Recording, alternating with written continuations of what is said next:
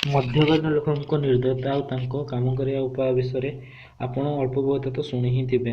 ମନାଯାଏ ମାନବ ଜାତିର ଇତିହାସରେ ତାଙ୍କଠାରୁ ହିଂସ୍ର ଏବଂ ନିର୍ଦ୍ଦୟୀ ଲୋକ କେଉଁ ସମୟରେ ମଧ୍ୟ ଆଜି ପର୍ଯ୍ୟନ୍ତ ମିଳିପାରି ନାହାନ୍ତି। ମଧ୍ୟକାଳୀନ ଲୋକମାନେ ଅପରାଧୀକୁ ଦଣ୍ଡ ବିଧାନ କରିବାର ଅଦ୍ଭୁତ ପ୍ରକ୍ରିୟା ପାଇଁ ସବୁବେଳେ ଠିକ୍ ପରି ମନାଯାଆନ୍ତି।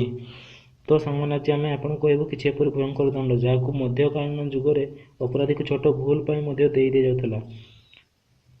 ତାହା ପୂର୍ବରୁ ଏପରି ଭିଡ଼ିଓ ଦେଖିବା ପାଇଁ ଆମ ଚ୍ୟାନେଲକୁ ସବସ୍କ୍ରାଇବ୍ ନିଶ୍ଚୟ କରନ୍ତୁ, ଯାହାଦ୍ୱାରା ଆମର ଲାଟେଷ୍ଟ ଅପଡ଼େଟ୍ ଆପଣଙ୍କ ପାଖକୁ ପହଞ୍ଚି ପାରିବ ଏବଂ ଆପଣ ତାହା ସର୍ବପ୍ରଥମେ ଦେଖିପାରିବେ। ନମ୍ବର 1, ଡୁଡେଲ୍ସ କ୍ରାଡେଲ୍ସ। ଏହି ଦଣ୍ଡ ପାଇଁ କଏଦୀକୁ ପିରାମିଡ୍ ପରି ଏହି ସିଟ୍ରେ ଜବରଦସ୍ତି ବସାଇ ଦିଆଯାଉଥିଲା। କିନ୍ତୁ କେଉଁ କଏଦୀ ବା ଏହି ସିଟ୍ରେ ବସିବାକୁ ଚାହିଁବ, ତେଣୁ ତାକୁ ଦଉଡ଼ିରେ ବାନ୍ଧି ଦେଇ ଏହି ସିଟ୍ରେ ବସିଯାଉଥିଲା, ଯାହାଦ୍ୱାରା ସେ ତା ତଳପଟ ଶରୀରକୁ ଫାଡ଼ି ଉପରକୁ ଉଠି ଯାଉଥିଲା। କାହିଁକି ଜଣାନାହିଁ କାହିଁକି ଏ ଦଣ୍ଡ ମହିଳାମାନଙ୍କ ପାଇଁ ଦିଆଯାଉଥିଲା।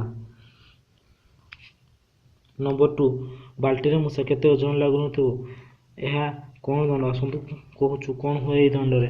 ଏହି ଭୟଙ୍କର ଦଣ୍ଡରେ 4ରୁ 5ଟି ଜୀବନ୍ତ ମୂଷାକୁ ବାଲ୍ଟିରେ ଛାଡ଼ି କରି ସେହି ବାଲ୍ଟିକୁ ଓଲଟାଇ ଅପରାଧୀର ପେଟରେ ରଖିଦିଆଯାଏ ଏବଂ ତା ଉପରେ 4-5ଟି ଜଳୁଥିବା କୋଇଲା ଖଣ୍ଡକୁ ରଖିଦିଆଯାଏ। ମୂଷାମାନେ ସେ ଗରମକୁ ସହ୍ୟ କରିପାରୁନାହାନ୍ତି। ଏପରି କ୍ଷେତ୍ରରେ ରାସ୍ତା କେବଳ ଗୋଟିଏ, ସେ ହେଉଛି ଅପରାଧୀର ପେଟ ଏବଂ ଅପରାଧୀର ପେଟକୁ ଚିରି ମୂଷାମାନେ ତା ଶରୀର ଭିତରେ ପ୍ରବେଶ କରିଯାଆନ୍ତି।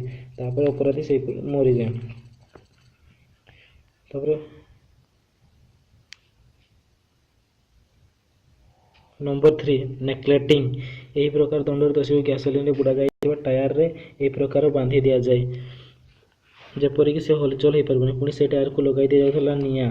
ଏହି ଟାୟାରରେ ରବର ଯେତେବେଳେ ଜଳି ଜଳି ସେହି ଲୋକର ଚମଡ଼ାରେ ପଶିଯାଏ, ସେତେବେଳେ ସେହି ବ୍ୟକ୍ତି ମଧ୍ୟ ନିଜର ଜୀବନ ତ୍ୟାଗ ଦିଏ। ନମ୍ବର 4, ଦ ବ୍ରାଜିନ୍ ବୁଲ୍। ଏ ପ୍ରକାର ନିର୍ଦ୍ଦୟୀ ଦଣ୍ଡ ଯେଉଁଥିରେ ଦୋଷୀକୁ ଏକ ଲୁହାର ତିଆରି ଷଣ୍ଢର ପେଟରେ ପୁରାଇ ଦିଆଯାଏ ଏବଂ ତଳେ ଜଳାଇ ଦିଆଯାଉଥିଲା ନିଆଁ। ଏବେ ଆପଣ ଟିକେ ବିଚାର କରନ୍ତୁ କ'ଣ ଅବସ୍ଥା ହେଉଥିବ ସେହି ବ୍ୟକ୍ତିର ଯିଏ ଏହି ଦଣ୍ଡକୁ ଭୋଗୁଥିବ।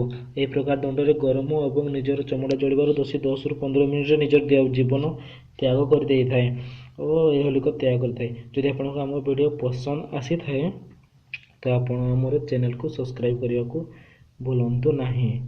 ଆଜି ହିଁ ସବସ୍କ୍ରାଇବ୍ କରିନିଅନ୍ତୁ। ଧନ୍ୟବାଦ।